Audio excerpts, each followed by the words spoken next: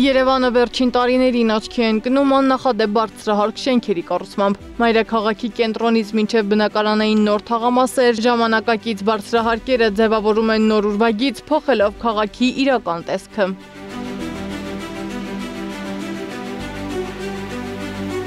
Քաղաքաշինության կոմիտեի տվյալներով 2020-ից 2024 թվականների ընթացքում մայրաքաղաքում շահագործման է հանձնվել ավելի քան 100 բարձրահարկ շենք, դրանցից մի քանիսը գերազանցում են 20 հարկը։ Ըստ մասնագետների շենքերի բարձրությունը, եթե նախագծված է միջազգային ստանդարտներով, կարող է լինել թե շահավետ, թե հարմարավետ, սակայն թաքնված ռիսկերն ու անլուծելի խնդիրները հաճախ մնում են անտեսված։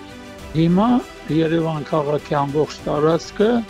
պարտավոր են կառուցապատել 9 բալ երկրաշարժի 9 բալ ուժգնության պահանջով։ Դա հաստատված է քաղաքաշինության կոմիտեի նախագահի կողմից եւ դա նորմատիվ փաստաթուղթ է, որը օրենքի ուժ ունի։ Երևանը գտնվում է սեյսմիկ գոտում, սա պետք է գլխավոր չափորոշիչ լինի ցանկացած շենքի նախագծման ժամանակ, ասում են զրուցակիցներս։ Բարձրահարկը ինքնին վատ բան չէ, եթե արվում է ճիշտ հաշվարկներով։ Բարձրահարկ շենքերի կառուցմանը դեմ չեն նաև երևանցիները, բայց վստահ չեն, որ մայրաքաղաքում պահպանվում են նորմերը։ Կենտրոնական մասը կառուցում են, քաղաքի տեսքը գցում է։ Լավ կարծիք չունեմ, օդրելա կեղտոտ է չինարության մեջ, բարձրահարկը։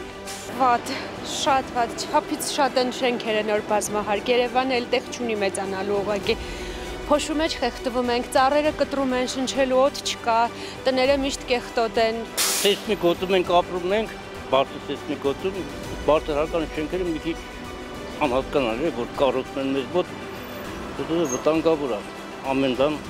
կարող է պատահել։ Երևանի բարձրահարկերը դառնում են քաղաքի արդիականացման խորհրդանիշներից մեկը, սակայն դրանց արագ զարգացումը պահանջում է խորքային վերլուծություն, թե ճարտարապետական, թե սոցիալական, թե տեխնիկական տեսանկյունից։ Բարձրահարկերը կարող են բարելավել բնակարանային պայմանները, եթե կառուցվեն հաշվենկատ եւ քաղաքային շահի, այլ ոչ թե միայն տնտեսական եկամտաբերության նպատակով։ Միանշանակ բարձրահարկերը նորմերում է գրված, ինչքան մենք ճկունացնենք շենքին, ինքը չի ասնում այդ երկակեղևի տատանները անկալի նույնիսկ հասկանա։ Ինքը տատաններ կունենա, իհարկե մեծ շեղումներ, բայց փլվելու հավանականությունը ավելի քիչ է, քան ցածրահարկը։ Տրանսպորտային խնդիրներից մինչև անվտանգային խնդիրներ 20 հարկից ավելի հարկեր ունեցող շենքերի թույլտվության հեղինակն անհայտ է մնում։ Քաղաքապետարանից ասում են քաղաքաշինության կոմիտեն է, քաղաքաշինության կոմիտեից ասում են իրենք միայն հարթակ են մասնագիտական քննարկումների համար։ Պետական համալիր փորձաքննության իրականացման նպատակով ստեղծված հանձնաժողովն ամփոփում է շահագրգիռ մարմինների դիրքորոշումները։ Միայն բոլորի դրական դիրքորոշման դեպքում տրվում է դրական եզրակացություն, որից հետո համայնքը տեղադրում է շինարարության թույլտվություն։ Համենայն դեպս ներքին գործերի նախարարության սեյսմիկ պաշտպանության ծառայության ՊՕԱԿ-ը վստահեցնում է այսօր 35 հարկանի շենքն ավելի ամուր է, քան ցածրահարկ հին շենքերը։ 100 հարկանին ավելի անվտանգ է, քան ցածրահարկ շենքերը։ Դա ապացուցված է։ Միայն խղացանը չի ասել, լավ։ Ես վերջին երկաշարժ նույնպես ցույց մի հատ էլեմենտար խնդիր կա ժողովուրդ։ Եթե մենք կառուցում ենք ճկուն շենք